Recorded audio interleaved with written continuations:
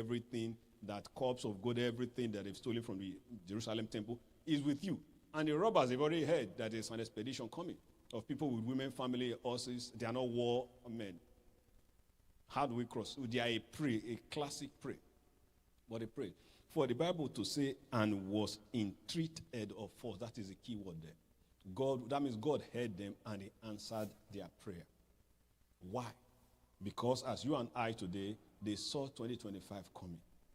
There must have been some mistake in 2024. But the reality is now is you and you alone and yourself. What can you do with yourself? What can you do with the grace God has given to you? Because 2025 is certain. What are you going to do when you get in there? God will help us. As quickly, let's look at it. Why do I need to prepare as Ezra did? Why do I need to prepare? The book of Daniel reminds us, Daniel 1, it will see how that Daniel, the Bible said Daniel and his other friends said they purposed in their heart not to eat of the king's meal. They've already put them in the school, right? They know in that school they are supposed to become graduate medical doctors, for instance. Powerful magicians. They are going to be studying powerful things. And they are going to be tested. So it's not just like, you go and do it. Nobody's going to test you. However you make it anyhow. Just go and spend time. No, this is not spending time. You will be tested to see what you have done with that time that is past. So it's a new era for these Hebrew boys. But they decided to prepare themselves. They said, one thing we know, nobody has done it before, but we don't know. We just feel like we cannot eat this food. They didn't say the food is bad. They never say the food is offered to other gods. Maybe that most likely that is the reason. Because they cannot eat food offered to other gods. But eating food offered to other gods, how does that prevent your God from working? Not these days we have Holy Spirit that speaks to a man and say, this, you don't do this. But then it was cultural. We, the Jews, we don't do this. We, the Jews, we don't do it. They just believe. Culture, I want to say culture is powerful, but it's to a certain extent, because when some people travel out of their culture, you see them learning the other culture. It begins to erase. That is the truth. But in this case, whether it's culture, whatever it is, the lesson I'm getting from it today is that they decided to prepare because it was an unknown for them. They are going to mature from children, from youth to adults. And we saw Daniel, one of the greatest men in the Bible, as God even called him. He listed Daniel. Who did he list? Noah. And one other, not Moses. He said they are the meekest men. They didn't even put Moses. Daniel was there. The Bible called his name almost 3 times. I think it was Ezekiel that was calling his name. So what am I trying to say? They decided to prepare, even though they were already in the school. They said it's not enough to have been in this school, but we still need to do something. They prepared themselves. And we see from the result of Daniel, he was always on top. He was never forgotten. I think he served almost 4 or 5 kings. Then another thing I want us to quickly look at here is the preparation of the children of Israel. God said, Moses, go to Egypt and bring my people onto a land, to come and worship me on this mount. How Moses was going to do that, nobody knows. But one thing that people remember from all those, even more than the plagues and everything, is the feast of Passover. Because that was the kind of the thing that broke the horse's back. When it happened, they said, go. Just that one single event. But what did they do? They didn't do much. They just ate and stayed in their house. They were not praying, speaking in tongues, screaming, everybody is hearing, invoking things, cutting themselves, say they are worshiping. They just ate and stayed in their room. They were obedient. But in that obedience was preparation. As soon as they did that, they didn't fight. All of a sudden, they heard the enemy crying. What happened to you? We didn't do anything. If you go to court, we didn't touch you. We just ate. Normal thing. We got the animals from here. We didn't import the animal. It wasn't from heaven. It wasn't manna we ate. We just ate normal food. And we closed our door because we needed to sleep. The only thing we did, we put blood on our lintel, not yours. On ours. That's what we did. Now the people are crying. They say, get out. But one thing that's very evident there was that was a key to preparation. A people that were submitted to God. I know they later murmured, but that was a clear obedience. That everybody, whether it looks stupid, okay, you kill an ass, okay, you share it, and whatever you cannot eat, burn it, then the blood, put it on lintel. It looks so easy. Just like you tell people, believe in Jesus is the way, the truth, and the life. It might look so simple, but to believe is difficult. But that day, the grace to believe was available, and everybody tapped into it, and they believed. And guess what? That marked their deliverance of 430 years slavery. The word has gone forth. you will come to this mountain and serve me. The how was not given. But in that case, through obedience. In the case of Ezra, the king has said, everybody's expecting you to go to Jerusalem. You have everything you needed. Abi, they check everything for you. Go. So the measure is that you must arrive Jerusalem. The how is what God will not tell you except you ask him. God will help us in the mighty name of Jesus. In this case, I want us to quickly look at another one. How do we prepare? How do we prepare? We're already in the year. All these things we are saying, we are talking to ourselves. I'm not just reading history. The Bible said here that Ezra fasted, Ezra sought the Lord, and God answered them. Now, if you read further, you will find out that Ezra, I think Ezra was a scribe. When somebody is a scribe, it's just like a teacher. They know, they are the custodian, not just teacher. I think scribes are more like people that carry the word. They are the word. Not that they write it. So when they even read the word, the passion with which they read is like the Holy Spirit is reading. When they read, a scribe is reading, it's like he's preaching. So you see some power that goes with them. So they were not normal people. So this is the man that fasted. This was the man that sought the Lord. He didn't just say without food and started sleeping. They did certain things that made heaven look at them and say, okay, get what you want. How do we prepare? Mind you, I'm talking about 2025. They prepared to get to Jerusalem. The children of Israel prepared according to the instruction given to them through Moses by God. And they followed it all through. The Bible said in somewhere in, I think it's in, is it Numbers or Deuteronomy, how Joshua circumcised all the children of Israel, especially those that were not circumcised when they left Egypt, because they want to start occupying, moving forward.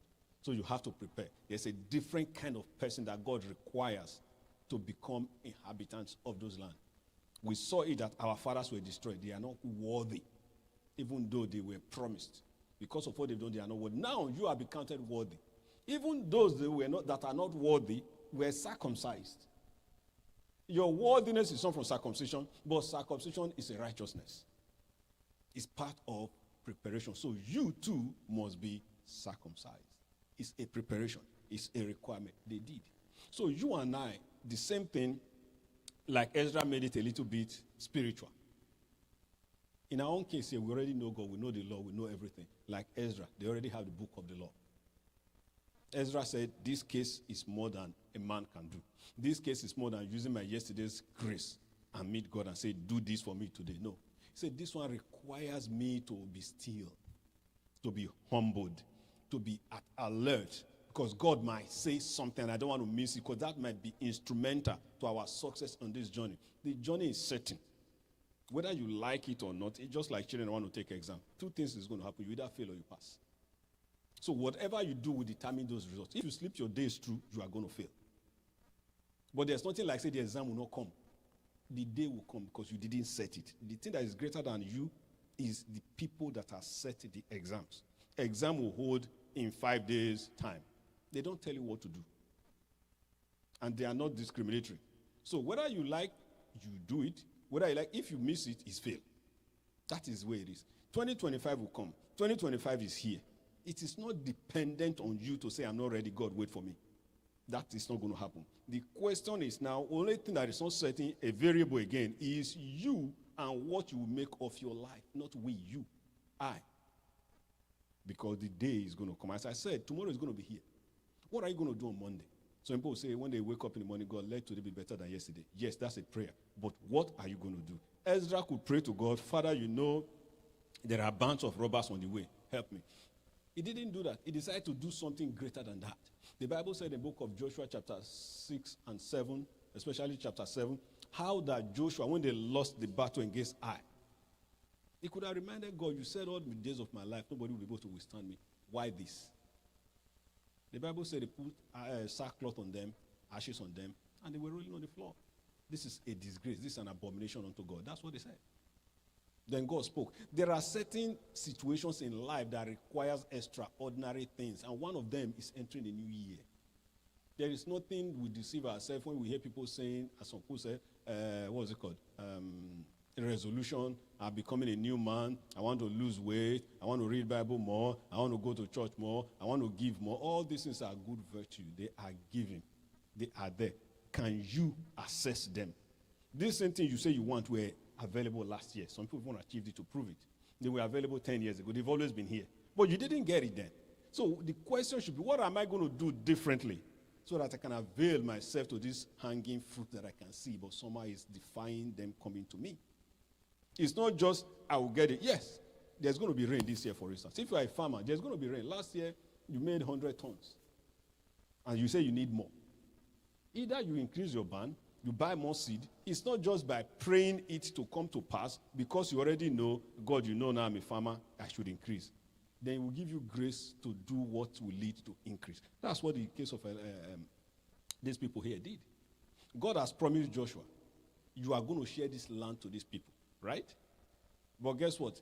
When God was saying it, the people were not circumcised. If he had forgotten to circumcise them, they would not be able to get the land.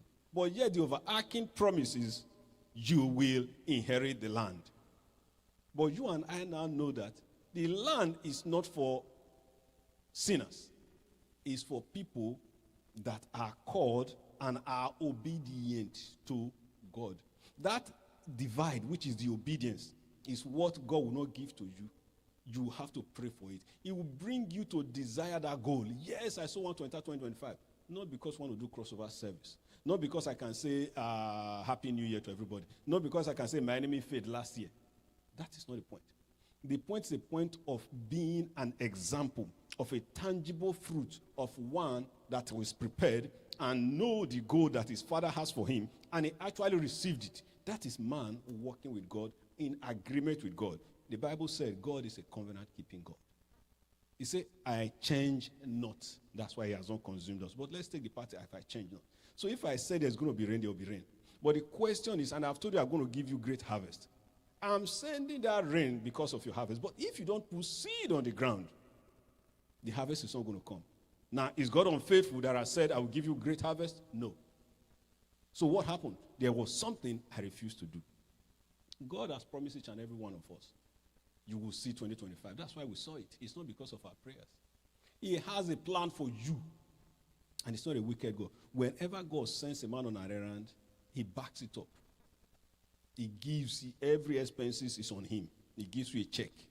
When you go, he gives you what he says you will do. He empowers you to succeed. All these men have said. God said, Ezra, you are going to build, is it the wall or the temple, for instance. But he didn't tell him these things he's going to go through, that you'll be tempted to fast. He didn't say, but you need to fast. He didn't tell Joshua that you need to be steadfast. You need to, when things come like this, you need to circumcise these people. You need to know how to handle the elders. No. What God does is, when he called these people, when he called Moses, when he called Aaron, when he called Joshua, he gave them grace, which he didn't mention. A man that believes in God must know that he is a rewarder of them that diligently seek him. The reward is not in the achievement you make. The reward is in the fact that you are not going to use your effort to get that thing he has widely spoken, but by grace. So what do I do as I'm entering 2025 or as I'm already there? Recognize the grace that you have, because that is what you are going to use. A man that doesn't recognize grace can never achieve the goal, because the goal is static. People are looking up onto you. People are married and say, I need a child this year. They couldn't get it next year. It's not a good example, but yeah. And God has spoken, you are going to get that child this year. Thank God for our children, but if there is no man sleeping with woman, that child will not come. Except they are expecting a different prayer to say, God, do it as we did for Mary. That's another prayer point. Maybe the grace for that is also given. But naturally, you must prepare and be willing to obey instruction, inclinations. Let us not say God spoke. Let's call it spiritual inclinations. I felt inclined to do this. But those are the things you must be very much inclined to do. You must sleep with your wife. Otherwise, that child will not come. No matter the amount of prayer.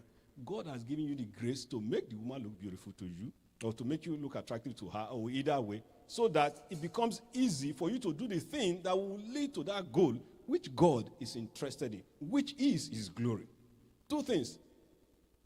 2025 is not all about you, but about God. There is something written for you, as I call fruits, that are just over your head for you to pluck. And as soon as you pluck that fruit, God is glorified. God's glory is not by you being healthy. So what do I get from you being healthy? People are heading and go to hell. People are heading and are disobedient. The children of Israel just ate and they were still murmuring. They just passed the Red Sea, parted for the enemies, that they still murmured. So it's not about what you have. It's about believing in the giver. One thing he said, the goal must be certain. Secondly, the things you must do. Because the goal is God's glory, right? I have a child. We have our sister who are going tomorrow to go and do naming ceremony, right? That is glory, right? But there is certain things you have to do. Now, if God has said on our sister's life or our brother's life that there will be a glory of a child on that family, do you think God will walk away and not give them the grace